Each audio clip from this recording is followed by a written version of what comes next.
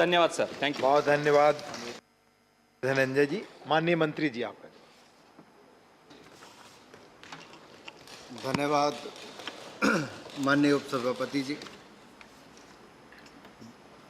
माननीय deputy chairman sir. मैं सबसे पहले तो नेशनल एंटी डोपिंग बिल पर चर्चा लेने में जो शामिल माननीय सांसद हुए, जिन्होंने भाग लिया, श्री दीपेंद्र हुड्डा जी, जनरल वत्स जी, NR इलेंगो जी, शांतनु सेन जी, अयोध्याराम Reddy ji, KR Suresh Reddy ji, John Britto's, Sanjay Singh ji, doctor Fauzia Khan जी, श्री GK वासन जी, अब्दुल वाहब जी, K रविंद्र कुमार जी, थम्बी दुरई जी, डॉक्टर अनिल अग्रवाल, श्री अमर पटनायक जी, श्री विनय विश्वम जी, श्री फैंगोन कौनियाक जी, श्री राम जी, मौसम नूर जी, वीरेंद्र प्रसाद बैसिया जी, धनंजय महादिक जी एवं मैं आप सबका आभार प्रकट करता हूं कि आप सब ने इस बिल का समर्थन किया है और बहुत बहुमूल्य सुझाव दिए हैं। इसके लिए मैं आप सबका बहुत बहुत आभार प्रकट करता हूं। Deputy chairman sir, Copenhagen declaration जो एंटी डोपिंग स्पोर्ट्स पर हुई थी, ये 2003 में हुई थी, जिसको भारत ने सहमति जताई, और यूनेस्को की इंटरनेशनल कन्वेंशन जो डोपिंग के विषय को लेकर थी, डोपिंग इन स्पोर्ट को लेकर थी 2005 में, उसके हम सिग्नेटरी हैं, और 2007 में हमने इसको रेटिफाई करने का काम किया था नवंबर में। इसके बाद पिछली बार जब कॉमनवेल्थ गेम दिल्ली में हुए, उससे पहले यहाँ पर रूल्स रेगुलेशन बने, नेशनल डोपिंग टेस्टिंग लैब की स्थापना हुई, और लगातार कई वर्षों तक इस पे काम भी हुआ। लेकिन स्टैट्यूटरी बॉडी बने, हमारे यहाँ पर कानूनी प्रक्रिया उसको हो, कोई एक्ट यहाँ पर बने, उसकी एक कमी देखने को मिलती थी। जबकि दुनिया के 30 राज्यों में 30 देशों में इसको पूरा किया गया था। भारत आज जब राज्यसभा में भी आप सबके सहयोग से, आम सहमति से, पूर्ण सहमति से आपके पास होगा, तो भारत भी उन देशों में दुनिया भर में आएगा जहाँ पर इसको स्टैट्यूटरी संविधान यहाँ पर बन पाएगा। मुझे बताते हुए प्रसन्नता इस बात की भी है कि जब लोकसभा में इसको लेकर आए और सदन के सदस्यों ने वहाँ पर कहा कि इसको स्टैंडिंग कमेटी में भेजना चाहिए, पिछले साल दिसंबर में हमने इसको भेजा। मैं आभार प्रकट करता हूँ विनय सहस्त्रबुद्धे जी का भी और सारे कमेटी मेंबर्स का। मात्र 3 महीनों के अंदर कमेटी ने बहुत विस्तार पे इससे चर्चा करके बहुत बहुमूल्य सुझाव दिए हैं, और हमने अधिकतर सुझाव, मैं कहूँगा लगभग सारे ही सुझावों को हमने इसमें शामिल करने का काम किया है। तो मैं कमेटी के सदस्यों का भी यहाँ पर आभार प्रकट करना चाहता हूँ। सर, शुरुआत में जहाँ एक और माननीय दीपेंद्र हुड्डा जी ने विषय को रखते हुए बहुत सारी बातें यहाँ पर की, उसमें बाद में आऊँगा, लेकिन कहते शुरुआत अच्छी हो तो सब कुछ अच्छा होता है। आप स्वयं एक खिलाड़ी हैं, खेल प्रशंसक और खेल प्रमोटर भी हैं, और ऐसे राज्य से आते हैं जहाँ पर खिलाड़ी भी आते हैं, और हर सरकार ने एक के बाद दूसरी सरकार ने लगातार अच्छा काम करने का काम खेलों के प्रति किया है, और यही कारण है कि हरियाणा की भागीदारी देश के मेडल जीतने में बहुत अच्छी रही है। उसके लिए जहाँ एक और हरियाणा की सरकार, हरियाणा राज्य, हरियाणा के खिलाड़ी, आप सब उसके बधाई के पात्र हैं, वहीं पर बाकी राज्यों को भी इससे सीखने का अवसर मिलता है। खेल राज्य का विषय है, sports is a state subject, and states have to play a very important role in the sport, in creating sports infrastructure. At the same time, not only to create the facilities but also to promote the sports person and create jobs for them also. I'll touch those points a little later, but I'll come to what has been done in the past few years. I would like to throw some light on that. Sir, क्योंकि नाडा की बात जब यहाँ पर national anti doping agency की बात की गई, भारत आज ऐसी स्थिति में है कि कॉमनवेल्थ खेल के बाद जब कॉमनवेल्थ गेम्स का यहाँ पर आयोजन हुआ, उसके बाद कुछ और बड़े इवेंट्स का आयोजन हुआ। मैं आज की अगर बात करूँ तो भारत जहाँ से चेस की शुरुआत हुई, शतरंज के खेल की शुरुआत हुई, यहाँ से वो पूरी दुनिया भर में गया, लेकिन चेस ओलंपियाड कभी भारत में नहीं हुआ। आपको मुझे बताते हुए प्रसन्नता हो रही है कि दुनिया के 187 देश भाग ले रहे हैं और चेस ओलंपियाड 44वां चेस ओलंपियाड भारत में महाबलीपुरम में हो रहा है। और देश के लोकप्रिय प्रधानमंत्री आदरणीय मोदी जी ने इसकी शुरुआत अभी कुछ दिन पहले तमिलनाडु के महाबलीपुरम में, चेन्नई में जाकर वहाँ पर की। और जो वहाँ पर एक पूरा वातावरण खड़ा हुआ है चेस को लेकर। तमिलनाडु एक ऐसा राज्य जहाँ पर बहुत बड़ा योगदान उनका चेस के क्षेत्र में बहुत बड़ा योगदान है। अगर हम चेस की बड़ी उपलब्धियों में बात करें, उसमें तमिलनाडु की एक बहुत बड़ी उपलब्धि भी है और मैं तमिलनाडु को उसके लिए बधाई भी देना चाहता हूँ। एक के बाद दूसरे खिलाड़ी। और जब यहाँ पर भी दिल्ली में हमने चेस ओलंपियाड की पहली टॉर्च रिले हुई, ये आज तक कभी हुई नहीं थी। मैंने व्यक्तिगत रूप से भी फिडे के प्रेसिडेंट आर्काडी द्वारकोविच से बात की, ऑल इंडिया चेस फेडरेशन ने भी बात की और हमने देश में प्रथा शुरू की। दुनिया भर के लिए अगर पहली टॉर्च रिले कहीं पर हुई है चेस ओलंपियाड की, तो वो भी भारत में ही, दिल्ली से हमने उसकी शुरुआत की।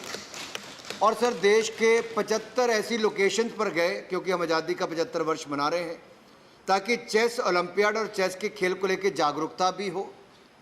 और बहुत सफल ये कार्यक्रम हुआ।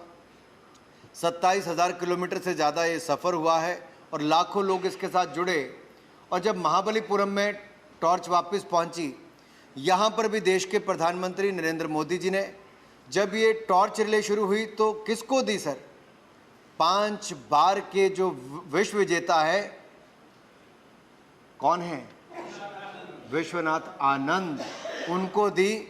और उनको लेकर जब लाल किले पर अगले दिन गई, उसके बाद पूरे देश भर में गई, तो अंतिम दिन फिर विश्वनाथ आनंद जी ने आकर तमिलनाडु के मुख्यमंत्री और प्रधानमंत्री जी को आकर टॉर्च को जाकर वहाँ पर सर वापस सौंपा और 2 युवा खिलाड़ियों ने उसको वहाँ पर जाकर स्थापित किया। सर, मेरा कहने का मतलब इसके पीछे केवल एक है कि भारत बड़े आयोजन कर रहा है। आज से कुछ वर्ष पहले 2017 में फुटबॉल का अंडर 17 वर्ल्ड कप हुआ, बहुत शानदार सफल आयोजन हुआ और AFC फीफा ने अगले आयोजन की जिम्मेदारी भी भारत के ऊपर दी।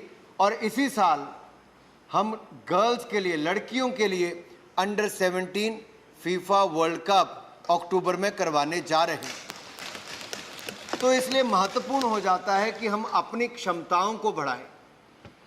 डोप टेस्टिंग लैब बनाना और फिर उसकी क्षमता को बढ़ाना, ये बहुत आवश्यक हो गया था। आज हमारी क्षमता लगभग 6000 टेस्ट साल में करने की है, लेकिन अगर कोई बड़ा चैंपियनशिप यहाँ पर करवानी हो तो लगभग 10,000 टेस्ट 1 महीने में करने की क्षमता को करना होगा सर। तो उसके लिए कहीं ना कहीं देश में कानून भी हो और व्यवस्था भी खड़ी हो, उतने साइंटिस्ट हो, उतने लैब टेक्नीशियंस हो और उतनी डोप टेस्टिंग लैब्स हमारे पूरे देश भर में खड़ी हो सकें। उसके विस्तार में मैं जाऊंगा आपके पूरे आते हुए। खेलो इंडिया यूथ गेम्स की आपने बात की, खेलो इंडिया यूनिवर्सिटी गेम्स की बात की। सर, आपदा का समय था, बहुत सारे आयोजन देश भर में नहीं हो पा रहे थे, लेकिन मुझे इस सदन को कहते हुए प्रसन्नता हो रही है कि खेलो इंडिया यूनिवर्सिटी गेम्स जब हमने बेंगलुरु में की तो कल्पना से ज़्यादा वहाँ पर एथलीट्स आए जो अलग अलग यूनिवर्सिटीज़ के थे। लगभग 5000 से ज़्यादा एथलीट्स और ऑफिशियल्स ने वहाँ पर आकर भाग लिया। बहुत सफल आयोजन सर वहाँ पर हुआ। देश की अलग अलग यूनिवर्सिटीज़ ने आई, कोई पंजाब से थी, कोई हरियाणा से थी, कोई महाराष्ट्र से थी और बहुत सफल उन्होंने प्रदर्शन वहाँ पर किया। खेलो इंडिया यूथ गेम्स कहीं और नहीं, हरियाणा में ही उसका पंचकुला और बाकी ऐसे 5-6 स्थानों पर उसका आयोजन हुआ और लगभग 8500 से ज़्यादा एथलीट्स और ऑफिशियल्स ने उसके आकर भाग लिया। और सर 12 नेशनल रिकॉर्ड खेलो इंडिया यूथ गेम्स में टूटे। जिन 12 रिकॉर्ड्स को तोड़ने का काम उसमें से 11 लड़कियों ने किया है, यानी कि नए 11 नेशनल रिकॉर्ड बने तो लड़कियों ने बनाने का वो काम किया है। तो सर आयोजन एक के बाद दूसरे हो रहे हैं, लेकिन खेलो इंडिया यूथ गेम्स और यूनिवर्सिटी गेम्स में ट्रेडिशनल गेम्स को भी हमने आगे बढ़ाने का काम किया सर। योगासना की बात करें, थांग टा की बात करें, कलारीपट्टू की बात करें या फिर गटका की बात करें, मलखम की बात करें, इन पांचों गेमों को वहाँ पर लाया गया सर, और इतना बड़ा आकर्षण का केंद्र ये बने हैं, ये शायद पहले किसी ने कल्पना नहीं की, लेकिन प्रधानमंत्री मोदी जी की कल्पना थी, इसको शामिल किया गया और बहुत सफलता मिली है ट्रेडिशनल गेम्स को शामिल करके। आपके भी कोई और सुझाव हों, आपके राज्यों में, देश के अलग हिस्सों में ऐसे ट्रेडिशनल गेम्स होते हों, तो कृपया करके आप उसका सुझाव भी दीजिए। हम भविष्य में उनको भी शामिल करने का प्रयास समय समय पर अगर कभी भी होगा तो करने का करेंगे।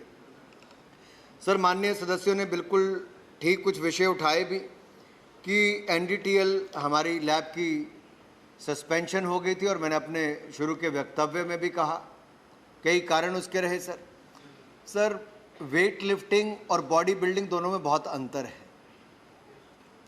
वेट लिफ्टिंग जहाँ एक और ओलंपिक स्पोर्ट है, हमें मेडल भी आते हैं। मीराबाई चानू ने ओलंपिक्स मेडल जब जिताने का काम हुआ सर, तो एक बेटी ने भारत को पहला मेडल भी जिताया, वो भी वेट लिफ्टिंग में मीराबाई चानू ने जिताने का काम किया था। और अब भी कॉमनवेल्थ गेम में पहला गोल्ड मेडल जीतने का काम मीराबाई चानू ने किया। सर, मैं अंतर इसलिए कह रहा हूँ क्योंकि पीछे कुछ ऐसा हुआ, जब बॉडी बिल्डिंग वालों के टेस्ट ज़्यादा हो गए और उसको भी रिकॉर्डिंग कर करके जैसे डाला गया, तो उसके कारण भी देश की छवि खराब हुई। एक विषय यहाँ पर जो और आया, जिसको मैं आगे आके फिर आपके टच करूँगा, ऑफ द शेल्फ जो आपको प्रोटीन पाउडर्स और बाकी मिलते हैं, उसका नुकसान भी क्या होता है, उसको भी एड्रेस करने की बहुत आवश्यकता है, क्योंकि जानकारी के अभाव में बहुत सारे लोग इसको भी लेते हैं।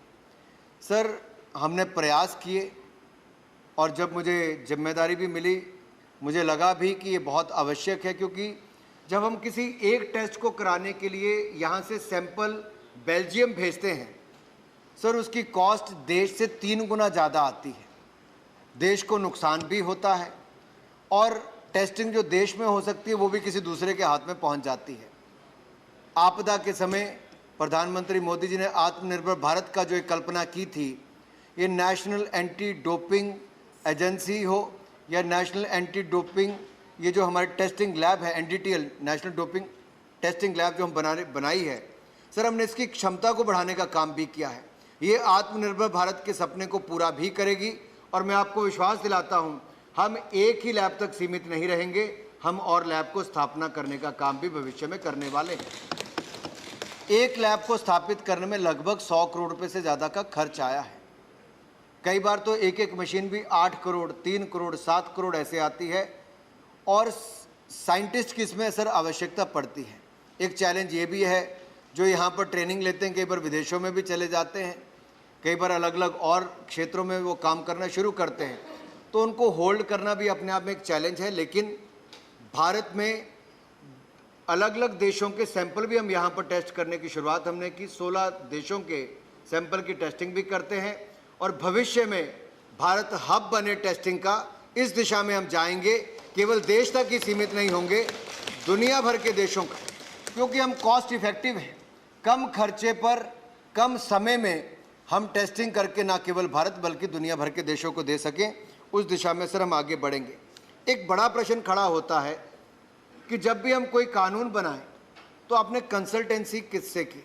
क्या आपने देश के लोगों से पूछा, नेशनल स्पोर्ट्स फेडरेशन से पूछा, राज्यों की स्पोर्ट्स एसोसिएशन से पूछा, खिलाड़ियों से पूछा, माननीय सांसदों से पूछा, या देश में जो भी खेल संघों से जुड़े हैं क्या उससे पूछा, या यूनेस्को के जो गाइडलाइंस है क्या आपने उसको शामिल किया, या वर्ल्ड एंटी डोपिंग एजेंसी उसके जो रूल्स एंड रेगुलेशन, उसकी गाइडलाइंस है, उसको लागू किया?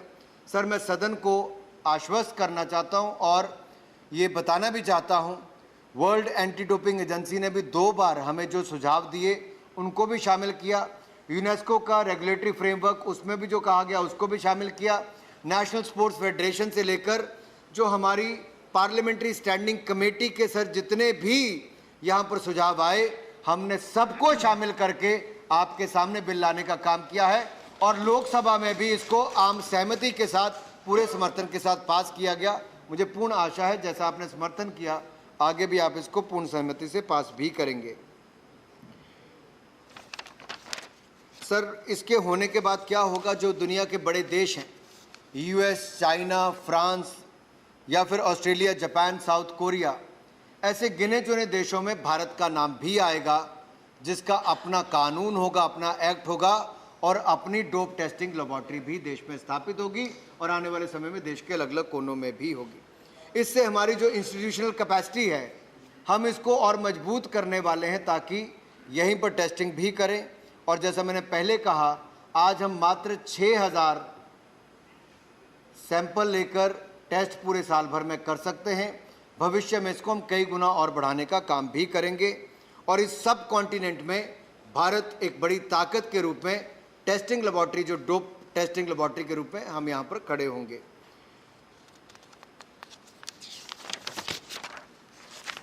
सर, कुछ बातें यहाँ पर कही गई जो दीपेंद्र जी ने भी शुरू में कहा कि माइनर एथलीट्स को इस कैटेगरी में नहीं रखा गया। जो ओरिजिनल बिल था उसमें कमी थी, लेकिन पार्लियामेंट्री स्टैंडिंग कमेटी में सर जब ये गया तो वहाँ पर उन्होंने बड़े विस्तार में, कमेटी ने कहा कि आपको माइनर एथलीट्स को, इसको प्रोटेक्टिव एथलीट्स को लेना चाहिए।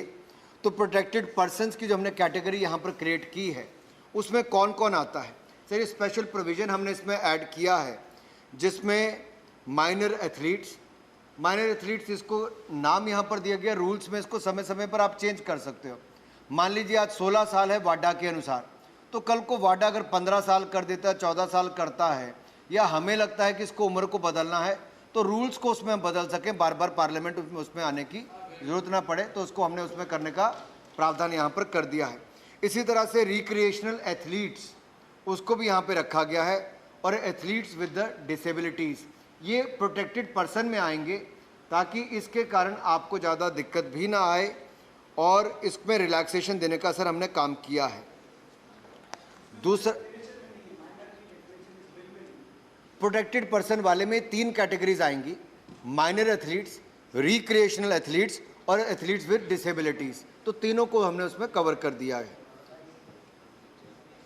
सर, एक और प्रश्न दीपेंद्र जी ने यहाँ का पूछा कि fix minimum number of sample जो लेने की बात कही।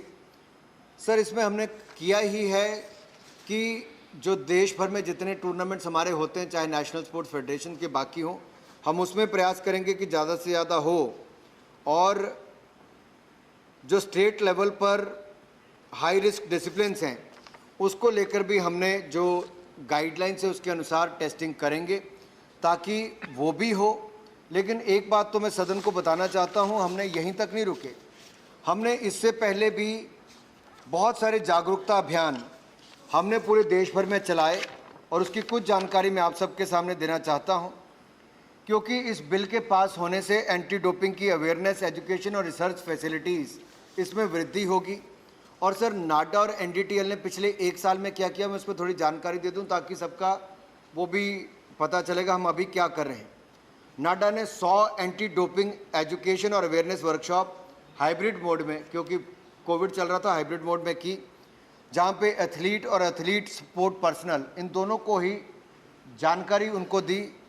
और इसके अलावा जब हमने, नाडा ने तीसरा फंड अप्रूवल कमेटी यहाँ पर की और सेकंड मीटिंग जो COP8 ब्यूरो की, जो UNESCO international convention against doping के अंतर्गत आती है सर, उसमें हमने ना केवल होस्ट किया बल्कि मुझको सदन को बताते हुए प्रसन्नता भी होती है कि 1 साल पहले जहां हम सस्पेंडेड हमारी टेस्टिंग लेबोरेटरी थी, इस बार जब हमने होस्ट किया तो इंडिया को फंड अप्रूवल कमेटी का चेयरपर्सन भी चुना गया और मेंबर भी चुना गया ब्यूरो का। ये 1 साल में हमने सब कुछ किया है। और जब आप ये कानून आज बनाने जा रहे हैं तो इसके बाद भी दुनिया भर के देशों में और वाडा में एक संदेश स्पष्ट जाएगा कि भारत खेल, खिलाड़ियों और डोपिंग को लेकर बहुत गंभीर है। ये एक बहुत बड़ा संदेश आज सदन यहाँ से पूरी दुनिया भर में देने वाला है। सर, नाडा ने सक्सेसफुली 157 लीगल हियरिंग की और एंटी डोपिंग डिसिप्लिनरी पैनल और एंटी डोपिंग अपील पैनल ने 87 ऑर्डर भी इशू किए हैं इसके। सर, यही नहीं, FSSAI has issued regulations for mandatory testing of dietary supplements, but no laboratory under the government is doing such testing. Hence, ये बड़ा महत्वपूर्ण है सर। ऑर्डर्स तो पास कर दिए लेकिन कोई टेस्टिंग ऐसी करने वाली लैब नहीं है। तो हमने क्या किया है, हमने सर एक कदम और आगे जाकर जो नेशनल फॉरेंसिक साइंस यूनिवर्सिटी है गुजरात में, हमने उसके साथ एग्रीमेंट करने जा रहे हैं। वहाँ पर वो लैब भी स्थापित करेंगे और ये जो न्यूट्रिशनल सप्लीमेंट्स हैं इसकी टेस्टिंग को हम नेशनल फॉरेंसिक साइंस यूनिवर्सिटी के माध्यम से करने की शुरुआत करेंगे। ये भी एक बहुत बड़ा कदम इस दिशा में हम उठाने जा रहे हैं। सर, जो एग्जिस्टिंग गैप है स्टैंडर्ड डाइटरी सप्लीमेंट्स का और नॉन स्टैंडर्ड वंस का, इसको भी हम ख़त्म करेंगे, जहां एक और टेस्टिंग होनी शुरू हो जाएगी। दूसरा, जागरूकता अभियान भी देश भर में और तेज़ी के साथ लेकर जाएंगे। सर, नाडा के माध्यम से जब हमने डीजी नाडा की नियुक्ति की, अब एक प्रश्न बीच में आया था कि आखिरकार डीजी नाडा की नियुक्ति कैसे की, ऑफिशियल्स की नियुक्ति सरकार ने कैसे की। सर, मैं सदन को आपके माध्यम से बताना चाहता हूं कि जो वाडा की गाइडलाइंस हैं वो अनुमति देती हैं कि सरकार या खेल मंत्रालय इन अधिकारियों की नियुक्ति कर सकता है। ऑस्ट्रेलिया से लेकर बाकी देशों में भी इनकी नियुक्ति की गई है और एक विश्वास मैं आपको और दिलाना चाहता हूं, they will work at arms length. ये ऑटोनोमस बॉडी है, यहाँ पर सरकार की कोई दखलंदाजी नहीं होगी। खेल और खिलाड़ियों के भविष्य की बात है, हम इसके बारे में बहुत गंभीर हैं और इसको मजबूत ही करेंगे, दखलंदाजी कोई नहीं होगी, इस बात का विश्वास दिलाता हूँ। सर, नाडा ने एंटी डोपिंग एजुकेशन और अवेयरनेस टूल किट को भी डेवलप किया है सर, और इसके अलग अलग स्टेक होल्डर्स को शामिल करके किया है। ना केवल इसको फिजिकल तौर पे जाके करने की सर आवश्यकता होगी, साथ ही साथ डिजिटल भी इसकी हमने वो प्रावधान किए हैं। सर, टेक्नोलॉजी का पूरा उपयोग यहाँ पर किया गया है। और जब खेलो इंडिया यूथ गेम्स और यूनिवर्सिटी गेम्स हुई, हमने वहाँ पे एथलीट्स को अवेयरनेस भी की, सेंसिटाइज भी किया, वहाँ पर टेस्टिंग करने का काम भी किया और डिजिटल टेक्नोलॉजी का उपयोग करके, जो डिजिटल इंडिया की हम बात करते हैं, खिलाड़ियों को आकर उस एप्लीकेशन को यूज़ करने के भी जानकारी दी। सर, ऑटोमेशन और डिजिटलाइजेशन ये एक प्रयास है डिपेंडेंसी मैनुअल सिस्टम्स पर कम करने की, और हम लगातार वेब बेस्ड एप्लीकेशंस को भी बना रहे हैं। डिजिटल क्विज और एजुकेशनल रिसोर्सेज को भी तैयार किया जा रहा है ताकि आने वाले समय में जो स्कूलों के बच्चे हैं वो चाहे फिजिकल एजुकेशन एक्टिविटीज़ में इन्वॉल्व हों, उनको भी जानकारी हो कि डोपिंग होता क्या है, क्या करने से आप फंस सकते हो। और सर, ये केवल अवेयरनेस की बात नहीं है, जैसा दीपेंद्र जी और कुछ माननीय सांसदों ने कहा कि कुछ खिलाड़ी कॉमनवेल्थ गेम से पहले पकड़े गए। सर, एक इंस्टेंस तो ऐसा है, एक खिलाड़ी की टेस्टिंग करनी थी, जहां उसको आपने जाके वेयर अबाउट क्लॉज इसमें एक होती है कि आपको बताना है आप कहाँ पर हो, उससे बचने का प्रयास कर रहे थे। एक जगह दूसरी जगह 1 महीना लटकाने के बाद जब उसका चेकअप हुआ सर, तो उसके बाद वो पॉजिटिव पकड़े गए। तो कहीं ना कहीं खिलाड़ियों को भी पता है कि वो गलत करते हैं और बचने का प्रयास करते हैं, लेकिन सर वो देश का नुकसान भी करते हैं, क्योंकि देश के टैक्स पेयर का पैसा चंद करोड़ नहीं sir, target Olympic podium scheme पर 100 करोड़ रुपए से ज़्यादा खर्च किया जाता है। एलीट एथलीट की बोर्डिंग, लॉजिंग, ट्रेनिंग और आउट ऑफ पॉकेट अलाउंस भी 6 लाख रुपया खिलाड़ी को साल का दिया जाता है, जेब खर्च दिया जाता है, और विदेशों में जाकर ट्रेनिंग करने का और कंपटीशन में भाग लेने का खर्चा भी पूरी तरह से भारत सरकार ही वहन करती है। कहीं कोई कमी नहीं रखी गई, लेकिन एथलीट को भी जागरूक होने की आवश्यकता है और सेंसिटाइज हम करने का प्रयास भी करें सर, टेस्टिंग भी ज़्यादा करने का काम कर रहे हैं। और इसी तरह से सर रिसर्च मटेरियल भी और बाकी सब करने का काम कर रहे हैं। IIT दिल्ली के साथ भी सर हमने नेशनल डोप टेस्टिंग लेबोरेटरी का MOU साइन करने की दिशा में सर हम हैं, ताकि वो भी वहाँ पर अपना योगदान इस दिशा में दे सके। सर, कुछ बातें और दीपेंद्र जी ने यहाँ पर पूछी। एक तो मैंने हाई रिस्क एथलीट्स का बता दिया, उस पर करते हैं। एक कहा गया कि जो डीजी नाडा या नाडा की जो कामकाज होगा, इसमें मैं बड़ा करूं कि बिल में ऑपरेशनल इंडिपेंडेंस देने का वो सेफगार्ड हमने यहाँ पे रखा है, और जो सजेशंस वाडा की तरफ से मिले थी उसमें भी हमने उसको रूल्स में फ्रेम करने जा रहे हैं। मैं आपको विश्वास दिलाता हूँ रूल्स एंड रेगुलेशन में वो सारी चीज़ों को प्रावधान हम वहाँ पर करेंगे, ताकि कोई भी ऐसी दिक्कत ना आए जहाँ पर सरकारी दखलंदाजी आपको कहीं सीधे तौर पर नज़र आए, वो कहीं पर नहीं होगा।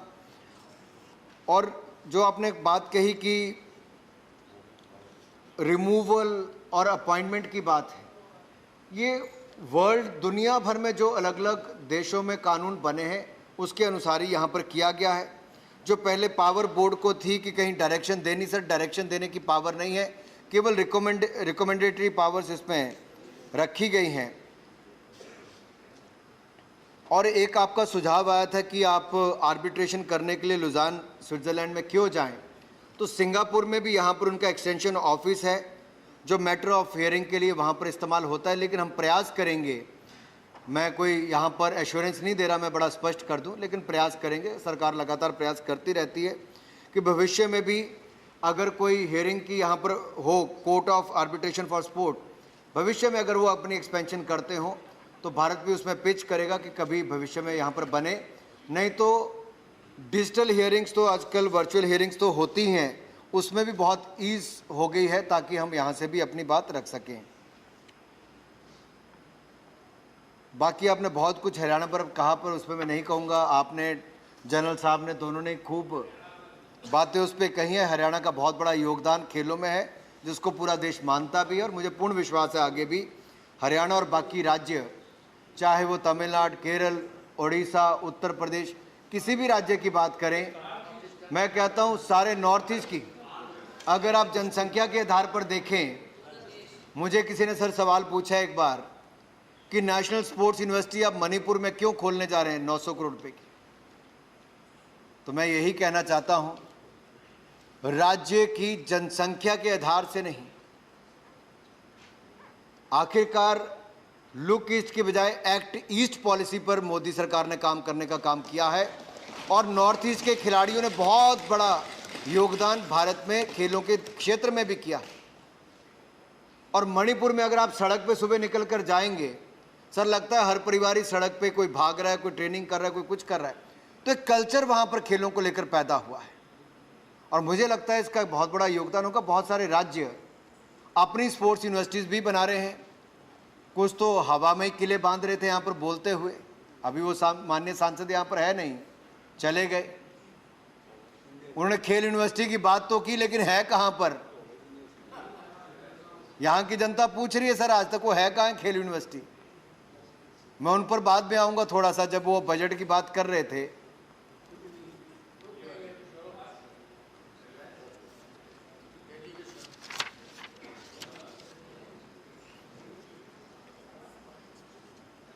सर यहाँ पर पूछा गया कि एम्प्लॉयमेंट का क्या हो, जनरल वत्स ने भी पूछा कि खिलाड़ियों की, पूर्व खिलाड़ियों की एम्प्लॉयमेंट का क्या। बहुत सारे राज्य अपनी तरफ से अच्छा प्रयास भी कर रहे हैं, बहुत सारे राज्य इस बात की कंप्लेंट करते हैं। अब ये राज्यों को देखना है, मेरा विषय नहीं है। भारत सरकार सर, हमने आकर एथलीट जो जीत कर आता है उसको gold medal, silver medal, bronze medal जीतने वाले को हमने बार बार समय रहते हुए अवार्ड फीस भी बढ़ाई और समय समय पर उनको सम्मानित करने का काम भी किया। कुछ राज्य बहुत ज़्यादा पैसा देते हैं, कुछ कम देते हैं। तो किसी ने मुझे कहा कि हॉकी की टीम जीत कर आई कि अगर हरियाणा ने 6 करोड़ दे दिया तो केरल वाले 2 करोड़ क्यों देते हैं? सर ये राज्य का विषय है, यहाँ पे मैं कहीं इंटरवीन नहीं कर सकता। लेकिन मैं यहाँ पर एक बात जरूर कहना चाहता हूँ, चाहे पैरालंपिक्स के जीत कर आए, चाहे डेफ ओलंपिक्स के जीत कर आए, चाहे ओलंपिक्स में जीत कर आए, हमने सबको एक समान पैसा देकर सम्मानित करने का काम किया है। हमने कहीं पर कोई भेदभाव नहीं किया। और मुझे लगता है राज्यों का, जैसे मैंने पहले कहा, स्पोर्ट्स इज स्टेट सब्जेक्ट, राज्यों को ही प्रयास कर रहे हैं। केंद्र सरकार, राज्य की सरकार, national sports federation, state association, corporate and NGOs, they should come forward, join hands and work for the promotion of sports. It is happening for last few years. मैं ये नहीं कहता पहले की सरकारों ने किया, सर हर सरकार प्रयास करती है। जैसा सदन में देखा आपने, लोकसभा और राज्यसभा, किसी सांसद ने, एक को छोड़कर किसी सांसद ने राजनीति करने का प्रयास नहीं किया। सबने खेल भावना के साथ, यहाँ उसी खेल भावना के साथ इस चर्चा में भाग लिया है। मैं आप सबका उसके लिए बहुत बहुत अभिनंदन भी करता हूँ। सर इसमें खेलो इंडिया, सर DOPT के रूल्स हैं जहाँ पर स्पोर्ट्स कोटा में जॉब्स सरकार भी देती है, भारत सरकार भी देती है। इसके अलावा सर जो हमारी स्कीम्स हैं अलग अलग, सर मैं जब मंत्री बना यहाँ पर खेल मंत्री, तो स्पोर्ट्स अथॉरिटी ऑफ इंडिया में पिछले 2 दशकों से एक बदलाव होना था। हमने बहुत सारी पोस्ट सरेंडर की ताकि कोचिज़ की नियुक्ति की जा सके। मुझे सदन को बताते हुए प्रसन्नता है, हमने 400 कोचिज़ की नियुक्ति सीधे तौर पर कर दी है और अब खेलो इंडिया सेंटर्स में 1000 खेलो इंडिया सेंटर बनाने जा रहे हैं, जिसमें से 580 से ज़्यादा की हमने अनुमति भी दे दी। और यहाँ पर पूर्व खिलाड़ी जो हैं उनको खेल का इंफ्रास्ट्रक्चर बनाने के लिए और उसको चलाने के लिए पैसे देने का प्रावधान हमने बजट में किया है सर। ये पूर्व खिलाड़ियों को एक तरह से खेलों को बढ़ावा देने, ट्रेनिंग देने और उनकी कमाई का साधन भी वहाँ से होगा। ये भी हमने वहाँ पर करने का काम किया है। सर एक कहा गया कि लिस्ट पब्लिश करनी चाहिए कौन कौन से इसके प्रोडक्ट्स की। यहाँ पर सर मैं ये कहना चाहता हूँ ये बहुत डायनेमिक है, वो वाडा के हिसाब से हर साल चेंज होता रहता है। मैं आज अगर इसके साथ आज एक लिस्ट अटैच कर दूंगा तो मैं फिर बंद जाऊंगा। मुझे बार बार हो सकता है 6 महीने, 3 महीने, 1 साल बाद आपके पास आना पड़े। तो उसको रूल्स में रखा है, जैसे जैसे अंतर्राष्ट्रीय स्तर पर बदलाव होगा हम रूल्स में उसके बदलाव करते रहेंगे ताकि सदन को बार बार उसमें चेंज ना, बार बार तंग ना करना पड़े। सर प्रोटेक्टेड पर्सन पे मैंने पहले कर दिया, NR इलंगो जी ने उस पर कुछ सवाल खड़े किए थे। इसके अलावा जनरल वत्स ने पूछा था कि क्या सैंपल्स को कैसे ध्यान। सर सारे सैंपल्स को हम लोग एक बहुत साइंटिफिक तरीके सर इसका सैंपल भी लिया जाता है और उनको स्टोर भी बड़े सिक्योर तरीके से किया जाता है और ये टेम्पर प्रूफ प्रोटोकॉल है और टेम्पर प्रूफ ही किट्स का इसमें इस्तेमाल किया जाता है, क्योंकि इसमें खिलाड़ी के वर्षों के मेहनत जुड़ी हुई है सर। कोई नहीं चाहता कि कोई गलत सैंपल ले। सर अब तो खिलाड़ी भी बहुत जागरूक हैं, क्योंकि 1-2 इंस्टेंस पहले ऐसे हुए हैं किसी ने किसी की पानी में कुछ मिला दिया। अब सर खिलाड़ी यहाँ तक जागरूक हो गए प्लास्टिक की बोतल भी नहीं लेते ताकि कोई कुछ इंजेक्ट ना कर दे अंतर्राष्ट्रीय स्तर पर या देश में। तो ये ऐसा भी बहुत सारी जगह पर होता है, तो वो जागरूकता भी हम उनके और पे करते हैं और यहाँ पर टेम्पर प्रूफ हम जो किट्स हैं और प्रोटोकॉल हम उसको अडॉप्ट करते हैं और इस बिल के आने से तो उसको हम और सशक्ति करने जा रहे हैं, उसमें कोई कमी नहीं आएगी, इस बात का विश्वास भी आपको दिलाता हूँ। शांतनु सेन जी ने भी कुछ बातें यहाँ पर उठाई, ऑपरेशनल इंडिपेंडेंस की, DG नाडा की और बाकी नाडा की ऑपरेशंस की। वो मैंने पहले भी कहा सर हमने वो कर दिया है और सबऑर्डिनेट लेजिस्लेशन में जो और बदलाव करने की आवश्यकता होगी हम उसको फर्दर एलैबोरेट सर वहाँ पर और भी कर देंगे और मैं माननीय सदस्यों को भविष्य में उसकी जानकारी भी उपलब्ध करवा दूंगा। सर बिल में स्पेसिफिक प्रोविजंस हैं ताकि उसको एजुकेशन और अवेयरनेस क्रिएशन के लिए हम कर सकें और हम लगातार अभी भी कर रहे हैं सर, भविष्य में इसको करेंगे। Sir power to search and seizure की यहाँ पर बात की गई सर क्योंकि बहुत सारे टेस्ट जो हैं लगभग 60% टेस्ट हमें आउट ऑफ कंपटीशन करना पड़ता है। तो जब क्योंकि वैश्या जी बहुत लंबे समय से खेलों के साथ जुड़े हैं और जैसे उन्होंने बताया भी सेफ्टी मिशन हमारे टोक्यो ओलंपिक्स में थे भी, ये भली भांति जानते हैं कि जब आउट ऑफ कंपटीशन आपको ऐसी टेस्टिंग करनी पड़ती है तो matter of anti doping rule violation ना हो तो कंडक्ट जो सर्च एंड सीजर को कंडक्ट करना होता तो आप उसका प्रावधान नहीं करेंगे तो उनको ताकत ही नहीं मिलेगी। और अगर हम सही मायने में डोपिंग को ख़त्म करना चाहते हैं तो ये ताकत उनको आपको कानून में देनी होगी और आज आप सदन के माध्यम से उनको देने वाले हैं। ये भी एक बहुत बड़ा कदम आप उस दिशा में दे रहे हैं। दूसरा, इसका दुरुपयोग ना हो तो मैं आपको विश्वास दिलाता हूँ वाडा के जो नियम हैं जो उन्होंने वहाँ से सुझाव भी दिए उसके अनुसार ही हम इसको सर्च सीजर का रूल्स को लेकर आएंगे ताकि कहीं पर एंट्री भी करनी हो, सर्च सीजर करना हो, उसके अनुसार ही करें।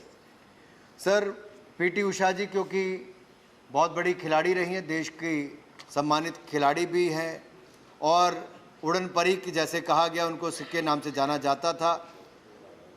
मैं धन्यवादी हूँ कि सदन की गरिमा पहले मैरी कॉम जैसे खिलाड़ियों के कारण बढ़ी, PT उषा जी के आने से सदन की गरिमा बढ़ी है। और मैं तो ये भी सौभाग्य मानता हूँ कि हरभजन सिंह जो बहुत बड़े खिलाड़ी क्रिकेट के हैं वो भी आज इस सदन का हिस्सा बने हैं। वो भी मुझे आशा है कि भविष्य में अलग अलग समय पर खेलों पर और बाकी विषयों पर भी बोलेंगे। सचिन तेंदुलकर भी रहे, बहुत सारे खिलाड़ी, कुछ लोकसभा कुछ राज्यसभा में टिर्की रहे, बाकी सब भी रहे, बाकी रहे। मैंने कहा दिलीप टर्की रहे, बाकी सब रहे। धनंजय मादिक जी ने कहा वो स्वयं खिलाड़ी रहे। मेरा आप सबसे अनुरोध ये रहेगा, खिलाड़ी तो आए हैं, आप सब भी अपने अपने क्षेत्रों में अगर खेलों का आयोजन करेंगे तो बहुत सारे खिलाड़ियों को ऐसे टूर्नामेंट में खेलकर अपनी प्रतिभा दिखाने का अवसर मिलेगा। और सांसद खेल प्रतिस्पर्धा देश के बहुत सारे राज्यों में माननीय सांसदों ने करवाई, जो बहुत सफल आयोजन सर हुआ है और लाखों उभरते हुए खिलाड़ियों को उसमें खेलने का अवसर मिला। आपको लगे कि खेल मंत्रालय भी उसमें कुछ कर सकता है तो आप बताइए, हम भी उस दिशा में आगे बढ़ेंगे ताकि हर सांसद का खेलों को बढ़ाने में कुछ ना कुछ योगदान हो, आपका सहयोग हो और हम खिलाड़ियों को आगे बढ़ाने के लिए बल दे सकें। खेल महाकुंभ गुजरात में प्रधानमंत्री मोदी जी ने शुरू किया था, मैंने अपने संसदीय क्षेत्र में किया सर। लगभग 75,000 से 1 लाख खिलाड़ी केवल मेरे संसदीय क्षेत्र में खेलते हैं। तो आप कल्पना कीजिए, हमारे दोनों सदनों के मिलाकर 800 से ज़्यादा सांसद जब ये करेंगे या पूर्व सांसद भी करें तो देश भर में सर करोड़ों लोग फिट इंडिया कैंपेन को भी, खेलो इंडिया कैंपेन को भी आगे बढ़ा सकते हैं। हम सबका ये प्रयास होना चाहिए। जॉन ब्रिटास ने कहा यहाँ पर, माननीय सांसद ने, कि मैं केरल आया, इनसे नहीं मिल पाया, उसके लिए मैं क्षमा भी चाहता हूँ, मैं आपसे नहीं मिल पाया। लेकिन सर सच्चाई ये है कि हमारी पिछले दिन कॉन्फ्रेंस थी तेलंगाना में, हैदराबाद में। रात को मैं 1 बजे फ्री हुआ, सुबह 5 बजे की फ़्लाइट पकड़ के मैं कालीकट गया और वहाँ पर जाने के बाद सर मैं पहली मीटिंग मेरी 9:30-10 बजे जब मैं पहुँचा सर, पहली मीटिंग करके मैं एक मीडिया हाउस के उद्घाटन पे गया था। उसके बाद मीडिया समूह के लोगों को मैं अलग मीटिंग में अलग से मिला, अब जिनको बुलाया गया मैं वहाँ पे मिला, खेल के संघों से मिला, वहाँ के खेल मंत्री से अलग मीटिंग की, फिर वहाँ के मेयर से अलग मीटिंग की, फिर पीटी उषा जी यहाँ पर होंगी, जितने वहाँ के खिलाड़ी, एक इंडोर स्टेडियम में 2.5 घंटे जाके सर मैंने खिलाड़ियों से अलग मीटिंग की। और उसी दिन रात को 8:30-9 बजे की जो आखिरी फ्लाइट थी वो पकड़ कर आया। आगे प्रयास करूँगा कि रात को वहाँ पर रुकूँ भी और ज़्यादा से ज़्यादा और लोगों से मिलूँ। मेरा प्रयास होता है ज़्यादा से ज़्यादा लोगों से मिलूँ। और मैं सर सदन में ये कहना भी चाहता हूँ, वहाँ के खेल मंत्री जी भी 8 घंटे चल के मुझसे मिलने आए, इसलिए मैं उनको भी यहाँ पर कहना चाहता हूँ। हमने 2 दिन की स्पोर्ट्स मिनिस्टर की कॉन्फ्रेंस केवड़िया गुजरात में की, एकता नगर में स्टैच्यू ऑफ यूनिटी में। अलग अलग राज्यों के सर अलग अलग खेल मंत्री, अलग अलग विचारधाराओं के थे, लेकिन खेल को लेकर सबने इतने बेहतर सुझाव दिए। उड़ीसा के हों, छत्तीसगढ़ के हों, अलग राज्य की सरकारें सर, अलग पार्टी की सरकारें हैं, लेकिन खेल में सबने अपना बहुमूल्य सुझाव देने का काम किया है। इसलिए मैं केवल एक पार्टी का मंत्री नहीं हूं सर, मैं तो सोचता हूं मोदी जी ने अवसर दिया है, मैं तो देश के सभी खिलाड़ियों सभी के लिए एक बराबर हूं। और मैं तो यहाँ से उठकर विपक्ष के लोगों के साथ जाकर बैठता हूँ। रामगोपाल जी बहुत वरिष्ठ सांसद हैं, मैं तो उठकर चले जाता हूँ पूछने के लिए, इनके अनुभव से सीखूँ।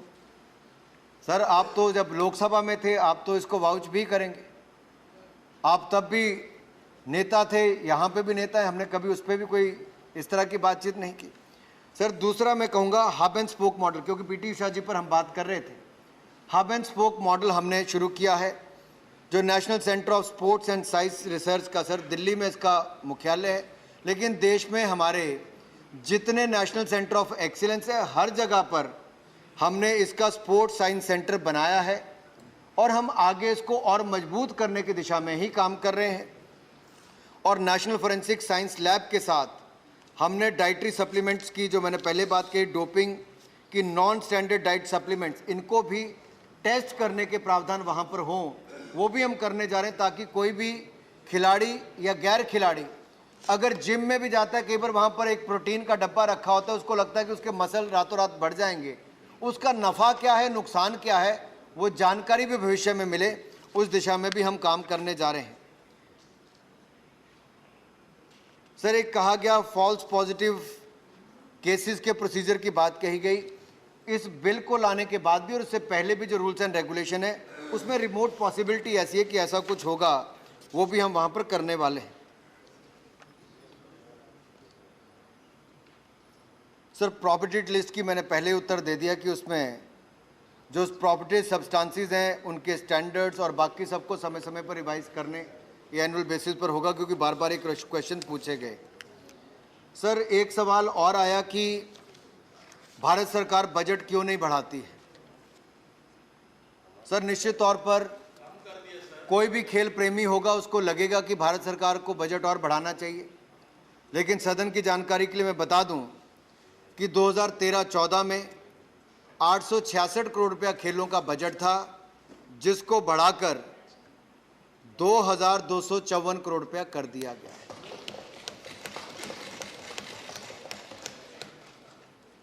$866 crore was the budget in the year 2013-14, which has been raised to 2,250 crore rupees in the current financial year. Sir यही नहीं, हमने इसके साथ साथ सर बहुत सारी और बदलाव भी किए हैं। सर आज लगभग 300 ऐसे प्रोजेक्ट, लगभग 2000। आपका बिल तो सर्वानुमत पास हो जाएगा, उसमें कोई दिक्कत नहीं है, हम सभी लोग सपोर्ट किए हैं। लेकिन आपके नोटिस को मैं ये लाना चाहता हूँ कि आज हमारे कांग्रेस प्रेसिडेंट के घर को दिल्ली पुलिस ने पूरा घेरा डाल के रखा है, माननीय लोपी, हाँ, और राहुल गांधी जी के घर को भी पूरा पुलिस घेरा कर डाल के रखा है। अगर ये सदन चल रहा है, प्लीज कम द सब्जेक्ट, हाँ, इस विषय पर अगर बोलना हो तो नहीं, इसे हम तो वेलकम किए, सपोर्ट कर रहे हैं, that is nothing, we are supporting, it should be passed unanimously. लेकिन इस सदन में अगर नहीं बोलूंगा तो कहाँ बोलूंगा? नहीं, ये सब्जेक्ट विषय कुछ और है। इसलिए देखिए साहब, अगर जगह पे इस ढंग से नहीं, कोई सदन का विषय नहीं है, सदन में बहुत व्यवस्थित तरीके से बिल चल रहा है, कानून अपनी व्यवस्था कर रहा है, अपना काम कर रहा है, उसमें सरकार के ऊपर टिप्पणी करने का कोई मतलब नहीं है। जब कारनामे ऐसे करो तो उस समय चिंता करनी चाहिए, ऐसे कारनामे करते वक्त चिंता करनी चाहिए। आज हमें मत बताइए, जो कारण है वो कारण की चर्चा करिए, किस कारण से कार्रवाई हुई है वो कारण का जवाब दीजिए। कारण जो होते हैं उसकी चर्चा करनी है तो करिए, लेकिन बिना बात के आरोप लगाने की जरूरत नहीं है। आप लोग विषय क्या है उसकी चर्चा करिए, और कानून की व्यवस्था कानून कर रही है, उसमें दखल अंदाजी सरकार नहीं करती है।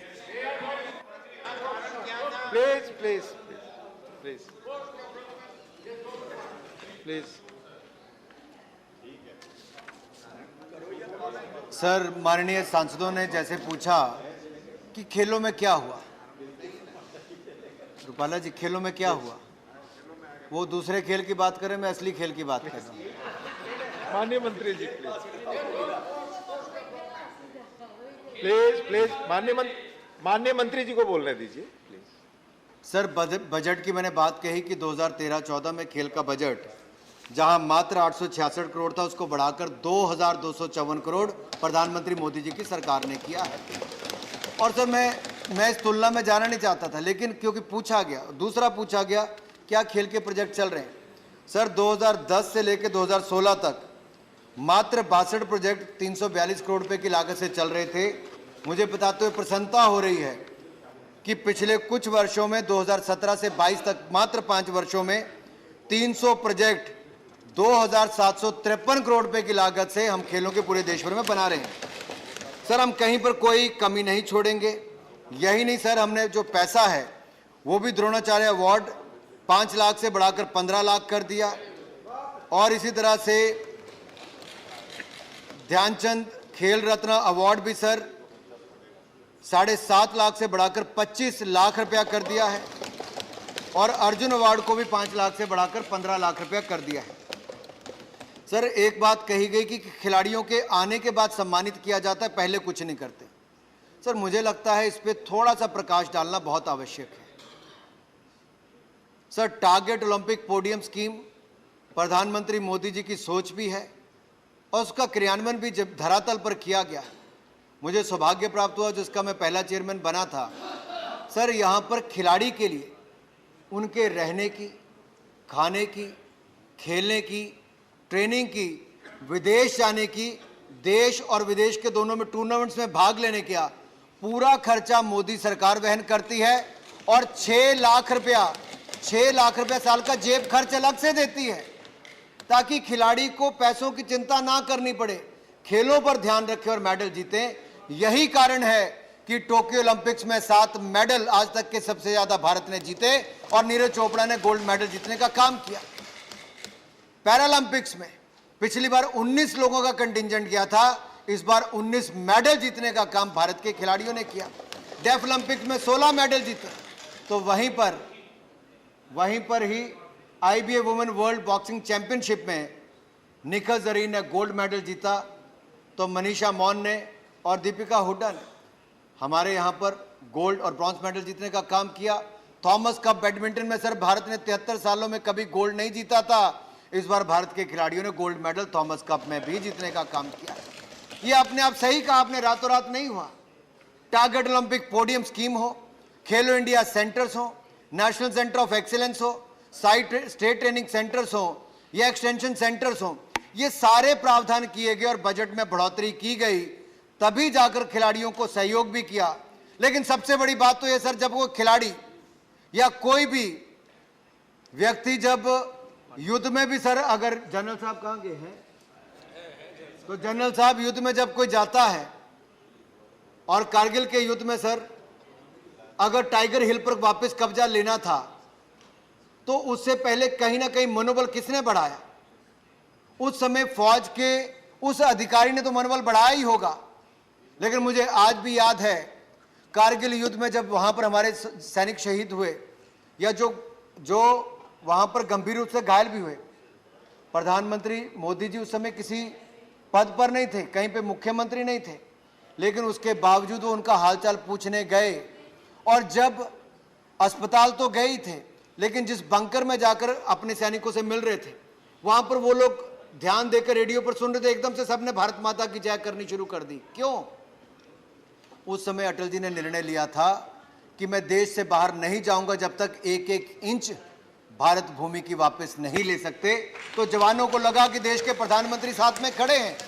इसी तरह से मोदी जी आज जब हमारे देश के खिलाड़ी दुनिया के किसी दूसरी धरती पर जाकर खेल को एक युद्ध भूमि के रूप में अगर देखें, अगर वहां पर हिस्सा लेने जाते हैं, तो उनके जाने से पहले देश के प्रधानमंत्री उनसे बात करके मनोबल बढ़ाते भी हैं, समय पर वहां पर बात करनी तो भी करते हैं, और आने के बाद भी प्रधानमंत्री निवास पर खिलाड़ियों को बुलाकर उनको सम्मानित करने का काम करते हैं। एक बड़ा बदलाव आया सर, बड़ा बदलाव आया है। मैं तो पिछले 22 साल से सर खेलों से जुड़ा हूं, कभी खेल संघों के अध्यक्ष से लेकर आज खेल मंत्री तक। मैं जानता हूं कौन किस समय कितने लोग मिलते थे। प्रधानमंत्री मोदी जी ने बहुत कुछ बदला है, सोच बदली है, सुविधाएं बदली है, और हमारे खिलाड़ियों ने देश के मान सम्मान और मेडल जीतने का काम भी करने का काम किया है। दूसरा सर, फिट इंडिया कैंपेन को भी हमने आगे बढ़ाया। फिटनेस का डोज आधा घंटा रोज ये पूरे देश भर में किया। सर फिट इंडिया क्विज भी हमने किया। मैं सबको, क्योंकि जाने की जल्दी होगी, मैं उस पर समय ज़्यादा नहीं लूँगा, क्योंकि सबने आम सहमति के साथ किया। सर 2 बातों पर मैं जरूर ध्यान देना चाहता हूँ। एक माननीय सांसद एक राज्य की बड़ी बड़ी बातें करके गए सर, और मैं बैठे बैठे देख रहा था सर कि किया क्या है, और फिर मैंने सोचा कि चलो उस राज्य का बजट का प्रावधान कितना, जरा उसको भी बुलाकर देखा जाए। सर बजट बढ़ाना तो दूर की बात, सर 284 करोड़ रुपया उन्होंने 2020-21 में, दिल्ली सरकार ने खेल का बजट रखा था, मात्र 40 करोड़ रुपए खर्च किए। और यही नहीं सर, बजट लगातार कम किया है। उसको कम करते करते 116 करोड़ और अब 115 करोड़ शायद इस पे ले आए हैं। मैंने कागज यहीं पे रखा था, मैं वापस आपको पढ़ के बता देता हूं, क्योंकि कागज भी थोड़े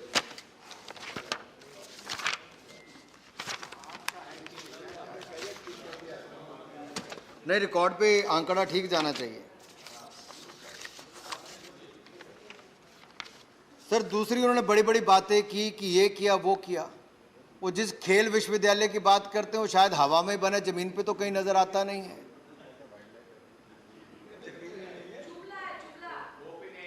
और बड़ी बात तो ये है, जो आरोप वो उत्तर प्रदेश पर लगाकर चले गए, मैंने पहले भी कहा, मैं फिर बड़ी गंभीरता के साथ कहता हूं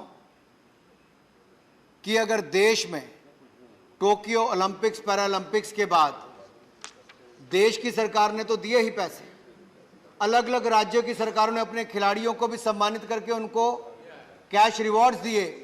उत्तर प्रदेश एकमात्र राज्य ऐसा है जहां के मुख्यमंत्री योगी आदित्यनाथ जी ने देश के खिलाड़ियों को बुलाकर भी करोड़ों रुपए देकर सम्मानित किया, और मेरठ में स्पोर्ट्स यूनिवर्सिटी बना भी रहे हैं। माननीय प्रधानमंत्री जी ने उसका शिलान्यास भी किया है। सर, इसलिए वे सारे बातें यहाँ पर लानी इसलिए आवश्यक थी कि देश को जानकारी मिले, कोई गलत आंकड़ा वहाँ पर ना जाए। बाकी जहाँ तक दिल्ली की सरकार की बात है, इन्होंने लगातार बजट में कटौती ही की है। 280 करोड़ केवल दिखावे के लिए था, 40 करोड़ ही खर्च किया, फिर 116 करोड़ शायद 115 करोड़ पे आ गए। खर्चा कितना कर पाएंगे मुझे सर उसका पता नहीं। कुछ बातें सर जो मुझे लगता है राजनीतिक रूप से यहाँ करने का प्रयास किया, मैं उस पर नहीं कहूँगा क्योंकि मैटर सब जुडिस भी है। केवल कुछ लोगों को चर्चा में रहने की आदत है, आरोप लगाओ और फिर भाग जाओ, रिप्लाई के समय सदन में उपस्थित नहीं है। इससे पता चलता है वो खिलाड़ियों को लेकर गंभीर कितने हैं। मैं माननीय संजय सिंह जी की बात कर रहा था सर।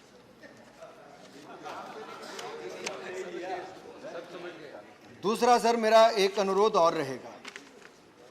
कुछ ने कहा कि राज्यों में लैब्स बने। सर, क्योंकि जो भी लैब बनेगी ये नाडा के कानून के अंतर्गत ही बनेगी, और मैंने पहले भी कहा एक लैब से हमारा भी काम चलने वाला नहीं है।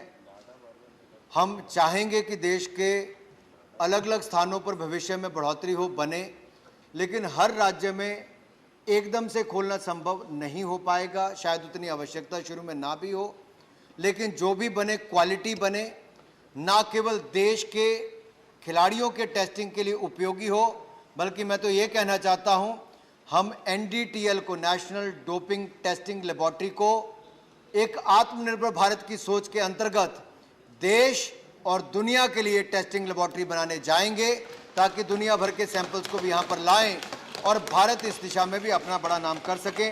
आप सभी ने अपना बहुमूल्य सुझाव यहाँ पर दिए, मैं आप सबका बहुत बहुत आभार भी प्रकट करता हूँ। आपने खेलों में और खेल के बिल में राजनीति नहीं लाए, इसके लिए भी आपका आभार प्रकट करता हूँ। मिस्टर जॉन ब्रिटास ने कहा कि क्रिकेट ने बहुत पैसा कमाया, 50,000 करोड़ कमाया, तो मैं तो कहना चाहता हूँ भारत को इस बात का भी गर्व होना चाहिए कि दुनिया में जितने देशों में क्रिकेट खेला जाता है वो भी आज भारत की ओर देखते हैं कि भारत में आकर खेलने का अवसर मिले। ये भारत ने अपनी ताकत और नाम पूरी दुनिया भर में बनाया है। और जब टोक्यो ओलंपिक्स में भी हमारे खिलाड़ी गए सर, तब BCCI ने उसमें भी प्रमोशन के लिए पैसा दिया, खिलाड़ियों की सुविधाओं के लिए पैसा दिया। स्टेडियम सर जो अहमदाबाद में बना है सर, कितना स्टेडियम सर, क्रिकेट जगत में दुनिया का सबसे बड़ा खेल स्टेडियम, क्रिकेट स्टेडियम कहीं पर बना है तो नरेंद्र मोदी स्टेडियम ये गुजरात में बना है। हमें इन बातों पर गर्व करना चाहिए, क्योंकि मैं सर दो बातें में इसलिए आज विशेष पर क्यों बात कर रहा हूं। एक बात कही गई कि सर एक बात कही गई कि पॉलिटिशियन, सर कहा गया कि पॉलिटिशियंस स्पोर्ट्स बॉडी को हेड करते हैं। सर शरद पवार जी क्रिकेट के अध्यक्ष रहे तो मुंबई में उन्होंने क्रिकेट स्टेडियम बनाया, अरुण जेटली जी यहाँ पर दिल्ली के अध्यक्ष रहे तो यहाँ पर स्टेडियम बनाया, खिलाड़ी भी रहे तो उन्होंने भी बनाया। ये व्यक्ति की क्षमता पर निर्भर करता है, उनकी एडमिनिस्ट्रेटिव स्किल्स पर निर्भर करता है कि वो क्या योगदान दे सकता है। ना सभी सांसद एक बराबर होंगे, ना वो सभी खेल एडमिनिस्ट्रेटर अच्छे हो सकते हैं, इसलिए उनके रूल्स एंड रेगुलेशन अपने वो जिसको चुनना चाहे चुने। हमने नेशनल स्पोर्ट्स डेवलपमेंट कोड लेकर आए, उसके अनुसार उनका चयन किया जाता है। खेल संघ ऑटोनोमस बॉडीज हैं, वो अपने आप अपने लोगों को चुनते हैं। मैं इतना ही कुछ कहूँगा, हम खेल और खिलाड़ियों के लिए सुविधाओं में कोई कमी नहीं छोड़ेंगे और इस बिल में भी कोई कमी नहीं छोड़ी। आप सबने सहयोग दिया, आप सबका बहुत बहुत आभार। धन्यवाद। अच्छा।